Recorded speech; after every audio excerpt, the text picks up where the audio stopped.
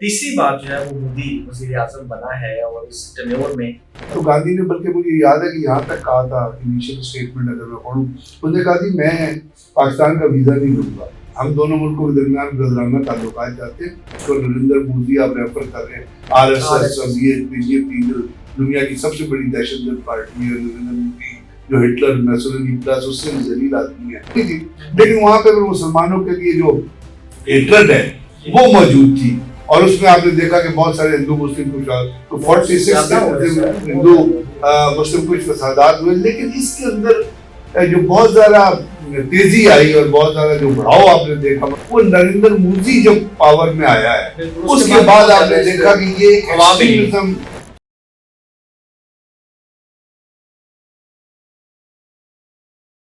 अस्सलाम वालेकुम जी, मैं हूं हसनैन चौधरी और आप देख रहे हैं आजाद डिजिटल। और हमारे साथ मौजूद हैं ब्रिगेडियर रिटायर्ड जनरल अली साहब। सर बहुत शुक्रिया टाइम देने का। सर तीसरी बार जो है वो मोदी वज़ीर-ए-आज़म बना है और इस टेन्योर में, और खास तौर पर जो ऑपरेशन सिंदूर के बाद जो इकोनॉमिकली पॉलिटिकली और खास तौर पर जो सफारती ताल्लुकात में काफी ज्यादा उनको नुकसान का सामना करना पड़ा है, और अभी जो अवाम जो है वो सवाल उठा रही है इस हवाले से, इसको आप किस तरह से सब देखते हैं? हसनैन बहुत बहुत शुक्रिया। असल में भारत पाकिस्तान और इंडिया जब आज़ाद हुए थे 1947 में, तो पाकिस्तान में जो थे कायद आज़म मोहम्मद अली जिन्ना, वो मुस्लिम लीग के सरबराह थे, उनके साथ बहुत सारी टीम थी, लियाकत अली खान, नून और बहुत सारे लोग थे जो पाकिस्तान की मूवमेंट। इस तरह इंडिया के अंदर भी नेहरू से, गांधी से आप शुरू हो जाइए, पटेल पे आप आ जाइए, और बहुत सारे कलाम आज़ाद पे आ जाइए, पाकिस्तान इंडिया के पार्टीशन के खिलाफ थे। तो ये जो उस जमाने की जो लीडरशिप, आप इवन इंडिया के अंदर भी अगर लीडरशिप देखें हम, तो एक सीरियस माइंडेड लीडरशिप थी, जिसके अंदर जो पढ़ी लिखी लीडरशिप आप उसको कहते हैं। नेहरू को करें तो नेहरू के जो, अगर नेहरू की किताबें आप पढ़ें तो बहुत उसके ख्यालात जो हैं वो डेमोक्रेसी के बारे में, सेकुलरिज्म के बारे में, इंडिया के बारे में बेहतर ख्यालात थे। गांधी बात है, जब बंदा पढ़ा लिखा होगा तो उसका ख्याल भी, उसकी सोच भी पड़ी। और उसने इंदिरा गांधी को भी इसी तरह लेटर्स लिखे जब वो जेल में था, और पूरी किताब की सूरत में अवेलेबल है। और गांधी पीस एक्टिविस्ट था, तो गांधी ने, बल्कि मुझे याद है कि यहाँ तक कहा था इनिशियल स्टेटमेंट अगर मैं पढ़ूँ, उन्होंने कहा कि मैं पाकिस्तान का वीजा नहीं लूंगा, हम दोनों मुल्कों के दरमियान ब्रदराना ताल्लुकात चाहते हैं, and I will go and stay 3 months in Pakistan. That's what he said, it's on record. और हम inter communal harmony, inter religious harmony वो डेवलप करेंगे। और फिर जिस तरह उसको मारा गया और उसको दहशतगर्दी के जरिए मारा गया, उसको यही पार्टी जिसको नरेंद्र मोदी आप रेफर कर रहे हैं, आरएसएस और बीजेपी जो दुनिया की सबसे बड़ी दहशतगर्द पार्टी है, नरेंद्र मोदी जो हिटलर मैसोलिनी प्लस उससे भी जलील आदमी है, इसकी पार्टी ने उसको मारा। और आज जो जिसने मारा था गोडसे, उसकी बर्थडे बनाते हैं। तो पाकिस्तान के अंदर कायद आज़म मोहम्मद अली जिन्ना ने जो थे, उन्होंने, आपको पता है उनका एक घर था इंडिया के अंदर, और बहुत बड़े प्रैक्टिसिंग लॉयर थे, बड़े जबरदस्त इंसान, अपना लीड लॉयर भी थे, स्टेट्समैन भी थे। और नेहरू ने उनसे पूछा था कि आपके घर का आप क्या करें, उनका don't dispose it, I will come and stay there. और उन्होंने कहा था, कायद आज़म का बड़ा एक रिकॉर्डेड स्टेटमेंट है, उन्होंने कहा कि मैं आने वाले दिनों में पाकिस्तान और इंडिया के दरमियान ऐसे ताल्लुकात देखना चाहूंगा जैसे अमेरिका और कनाडा के दरमियान। तो आज की अमेरिका और कनाडा नहीं, उस वक्त का अमेरिका, आज तो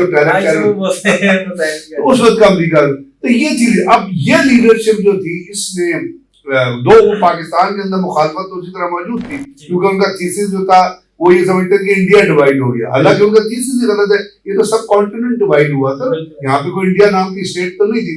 लेकिन वहां पे मुसलमानों के लिए जो हेट्रेड है वो मौजूद थी, और उसमें आपने देखा कि बहुत सारे हिंदू मुस्लिम कुछ 46 हिंदू मुस्लिम कुछ फसादात हुए। लेकिन इसके अंदर जो बहुत ज्यादा तेजी आई और बहुत ज्यादा जो बढ़ाव आपने देखा मुसलमानों के खिलाफ, इंडिया के अंदर माइनॉरिटी के खिलाफ, इवन दलित के खिलाफ, और उसके बाद पाकिस्तान हेट्रेड जो है पाकिस्तान के मुखालिफ, वो नरेंद्र मोदी जब पावर में आया है, उसके बाद आपने देखा कि ये एक्सट्रीमिज्म एक बहुत बर्निंग किस्म की, यही मेन इशू बन गया। और नरेंद्र मोदी ने हमेशा इलेक्शन पाकिस्तान रिटॉरिक में था। अभी उसको आपने देखना ही है, एक तो उसकी पर्सनैलिटी कल्ट के हिसाब से देखना है कि उसने, वो जैसे खुद भी कहता है कि मैंने 8 साल की उम्र में आरएसएस ज्वाइन की थी, वो बीजेपी का सेक्रेटरी जनरल भी रहा, और उसकी याद है, मुझे याद है कि एक बहुत बड़े साइकोलॉजिस्ट थे इंडिया के, आशीष नंदी, उन्होंने नरेंद्र मोदी का इंटरव्यू लिया था और बड़ा लंबा इंटरव्यू था। और उसके अंदर जो उसके रिमार्क्स थे उस साइकोलॉजिस्ट के, उस वक्त उसने लिखा था कि Narendra Modi is basically a fascist. ये मैं उनको कोट करूं, quote Ashish Nandy which is available record, कि नरेंद्र मोदी एक फैशिस्ट है और एक फैशिस्ट है जो डायग्नोस्टिक कैटेगरी का फैशिस्ट।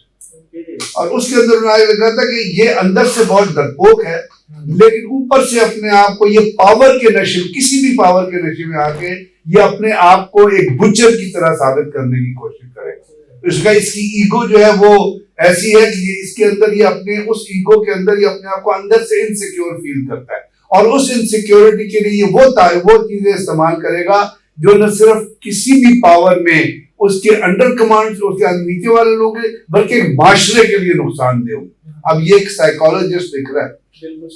तो आप इससे देखेंगे जिस वक्त इस शख्स ने टेक ओवर किया, उसके बाद से लेके इसने सिर्फ हिंदुइज्म को, मजहब को सियासत के अंदर जनरेट किया, और हिंदुत्व का और सेफरन टेररिज्म का कॉन्सेप्ट जो है वो भारत के अंदर रोजाना फैलता ही है। सर अभी भी आप देखें ना कि हिंदुत्व को हर जगह पे वो प्रायोरिटाइज करते हैं। इसी में कह रहा हूं, यानी इतनी बुरी तरीके से इसने हिंदू रिलीजन को तबाह बर्बाद, हिंदू रिलीजन को तबाह बर्बाद, क्योंकि ये प्रोडक्ट है आरएसएस की। आरएसएस 8 साल की उम्र से लोग अपने प्रीचर प्राइचर के दिलो दिमाग में एंटी मुस्लिम और एंटी पाकिस्तान हेट्रेड जो है वो डेवलप करते, वो एजुकेट करते। दुनिया में कहीं एजुकेट ये हिटलर ने की थी या इजराइल के अंदर नेतन्याहू कर रहा है, और आज नेतन्याहू और नरेंद्र मोदी उतने ही बड़े दहशतगर्द हैं जितना बड़ा हिटलर और मैसोनी से गंदे 2 दहशतगर्दों का मिलाप दुनिया में इस वक्त हुआ है, नरेंद्र मोदी और नेतन्याहू।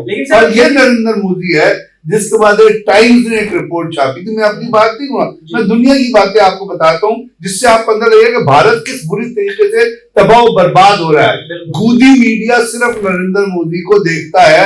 उन्होंने यहाँ पे 2 टेक्निक इस्तेमाल की है। एक आपको पता है जो इंफॉर्मेशन टेक्नोलॉजी के अंदर होता है, एक दिमाग को इतना कल्टीवेट करो, इतना कल्टीवेट करो, एक उनको डराओ, तो उन्होंने डराया किससे? मुसलमानों से डराया, और वहां क्या जी बच्चे बड़े पैदा करते हैं, नरेंद्र मोदी ने अपने जलसों में भी कहा।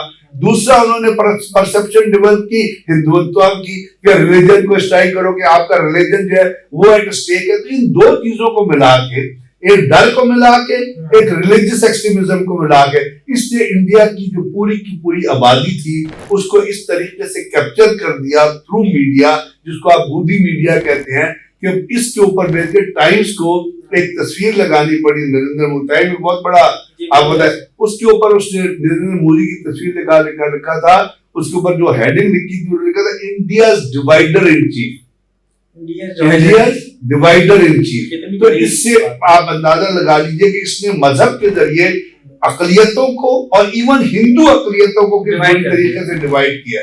उसके बाद एक हेरेड सन है, अखबार है, उसने 2014 में एक हेडिंग लगाई थी कि Indian prime minister has linked with mass rapist, यानी इंडिया के प्राइम मिनिस्टर के रैपिस्ट जो रेप करते हैं उनके साथ ताल्लुकात है। इसलिए कि एक इंडिया के अंदर एक शख्स था जिसके टेलीफोन के अंदर से 200 औरतों की नंगी तस्वीरें और नंगी फिल्में निकली थी, और नरेंद्र मोदी की उसके साथ सबसे ज्यादा दोस्ती थी। उसने इसको एग्रीकल्चर मिनिस्टर लगाया, फिर इंफॉर्मेशन मिनिस्टर लगाया, साथ उसको पावर मिनिस्ट्री भी देगी। तो हेरेड सन ने मेरी खबर लगाई थी कि नरेंद्र मोदी के रेपिस्ट जो रेप करते हैं औरतों को, उनके साथ ताल्लुकात है।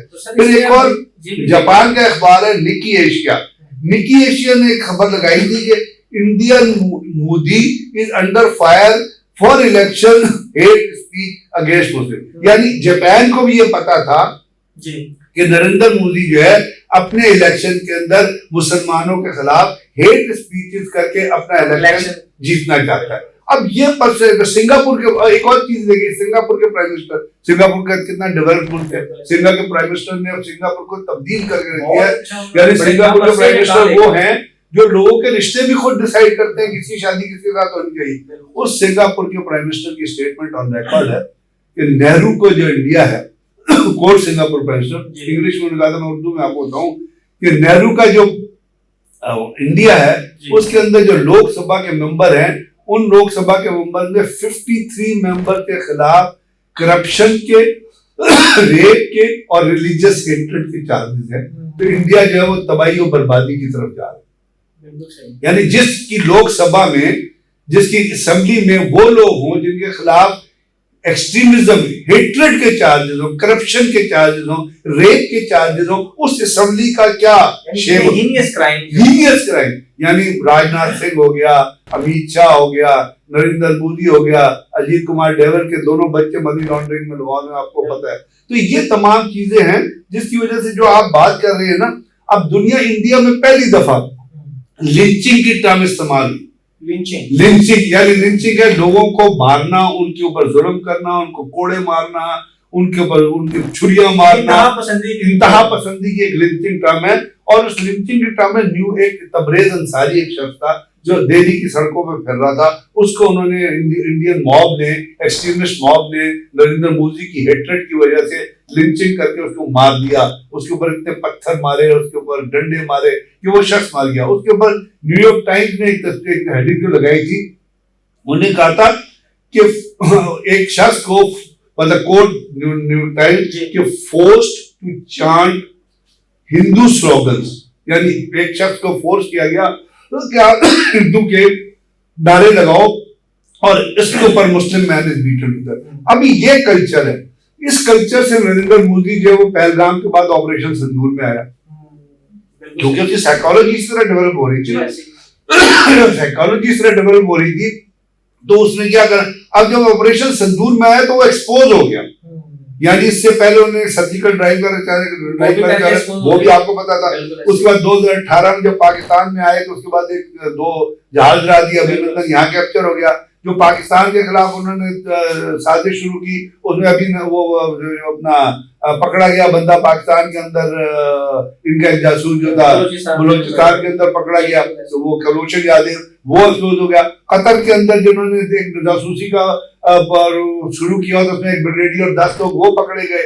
उसके बाद कनाडा में जो, तो ये तमाम चीजें जवाब हो रही थी। और जब ऑपरेशन सिंदूर किया और उसके अंदर इन्होंने इंडियन पब्लिक से झूठ बोला, उसके बाद इन्होंने दुनिया से झूठ बोला, तो दुनिया इनके साथ डिप्लोमेटिक आगे नहीं खड़ी, इकोनॉमिकली इनके खाना खड़े। इकोनॉमिकली इससे पहले नरेंद्र मोदी और उसके जो जितनी कैबिनेट है उसके खिलाफ राफेल की परचेज के ऊपर करप्शन के चार्जेस चल रहे थे, जिसको राहुल गांधी ने बार बार पॉइंट आउट किया था। इनकी सीबीआई ने उन चार्जेस को दबा दिया था। फिर इनका नरेंद्र मोदी की अडवाणी के साथ और रिलायंस का जो अंबानी के साथ, उनके साथ बड़ी क्लोज रिलेशनशिप चल रही थी। और उस क्लोज रिलेशनशिप ने जो फायदा पहुंचाया था पेट्रोल इंडस्ट्री में, ऑयल इंडस्ट्री में अंबानी को और अदानी जो इसके साथ रहते, उसके ऊपर सवाल उठ रहे थे। डिप्लोमेटिकली इन्होंने देखिए एक लुक ईस्ट पॉलिसी बनाई। लुक ईस्ट का पॉलिसी का मतलब यह है कि इस बीच में जितने ममालिक है, जो पाकिस्तान है, नेपाल है, बर्मा है, ये तमाम, अब उस लुक ईस्ट पॉलिसी में आप देखिए नेपाल किधर खड़ा है, इंडिया के खिलाफ चाइना किधर खड़ा है, बर्मा किधर खड़ा है, बांग्लादेश किधर खड़ा है, सारे लोग हैं जो इंडिया को लिटरली गालियां देते हैं और उनके अंदर अपनी असेंबली में करारदाद पास करते हैं। तो आज जो कुछ इंडिया के अंदर हो रहा है वो नरेंद्र मोदी, और आप इनका ह्यूमन राइट इंडेक्स उठा के पढ़ ले, आप इसका डेमोक्रेसी इंडेक्स उठा के पढ़ ले, आप इनका प्रेस इंडेक्स उठा के पढ़ ले, जिसके बारे में अल जजीरा और दुनिया अमेरिका ने कह दिया ना कि हमारी खवातीन को सफर ना करें क्योंकि रेप हो सकता है। तो ये अब इसमें डिप्लोमेटिकली भी, इकोनॉमिकली भी और अपने मुल्क के अंदर भी माइनॉरिटी के साथ 34 डिस्ट्रिक्ट्स हैं जहां पे इंडिपेंडेंस की स्ट्रगल चल रही है छत्तीसगढ़ से ऊपर, और वो उसको इन्होंने नो गो एरिया डिक्लेयर किया। सिख इनके खिलाफ खड़े हुए हैं और रिसेंटली सिखों का जो रेफरेंडम हुआ है जिसमें इन्होंने सिखों ने आजादी अपनी मांगी थी, उसमें 98% सिखों ने वोट किया है कि हम खालिस्तान बनाना चाहते हैं, इंडिया से आजादी चाहते हैं। माओ जितने लोग हैं वो इंडिया से आजादी था। तो ये नरेंद्र मोदी ने, यानी इससे बड़ा इसी पॉलिसीज की वजह से आज जो है ये सेपरेटिस्ट पॉलिसीज हैं। और जो आप मजहब को जब भी इस्तेमाल करेंगे सियासत के समय में ला के दहशतगर्दी के लिए, तो उससे ना तो आपके, हाँ इंडिया के अंदर एक बहुत बड़ा क्लाउड ऐसा मौजूद है बीजेपी का, जिनको मजहबी तौर पे एक्सप्लॉइट किया गया है, उनके अंदर मैंने आपको बताया हेट्रेड डाली गई है, उनके अंदर डेप्रिवेशन डाली गई है, उनके अंदर डर डाला गया है, उनके अंदर हिंदू मजहब को इस्तेमाल, जो अभी भी नरेंद्र मोदी को गॉड कहते हैं, गॉड तक कहते हैं, उसकी मूर्तियां बनाई। यानी दुनिया का कोई ऐसा लीडर होगा जो जाके मस्जिद को तबाह करके और जाके वहां पे मंदिर बनाए और उसकी इनॉग्रेशन सेरेमनी में तो ये तो इतना बड़ा एक्टर है कि ये अपने कहते हैं कि अपने कॉलेज के जमाने में ये प्लेज में हिस्सा लेता था, तो अगर उसको हीरो का रोल नहीं मिलता था तो ये करता नहीं था। हाँ जी। फिर इसने पूरे इंडिया से झूठ बोला कि मैं चाय बेचता था, हालांकि चाय इसका बाप बेचा करता था, ये चाय नहीं बेचता था। और इसके बाद देख लीजिए अभी के लिए कहता है कि हम तो साधु हैं, ऐनक जो पहनता है वो देखिए, जो कपड़े 10-10, तो ये एक झूठ का, हिपोक्रेसी का, हेट्रेड का, मजहबी दहशतगर्दी का एक ऐसा नमूना है जो दुनिया की तारीख में आपको इस तरह का नमूना दूसरा कोई नहीं मिलेगा। शायद यूक्रेन का वो जेलेंस्की हो जो आपके सामने है, जो कि वो खुद भी एक कॉमिक एक्टर था। तो इस वक्त इंडिया जो है वो एक बहुत बड़े, अगर इंडिया के लोग इस वक्त ना जागे और उन्होंने उसको इस शख्स को धक्का दे के ना निकाला, जो कि वहां के बहुत सारे इंटेलेक्चुअल्स कह रहे हैं, अमित शाह जैसे लोगों को, तो I think India is going down the drain gradually and day by day. बिल्कुल sir, thank you so much.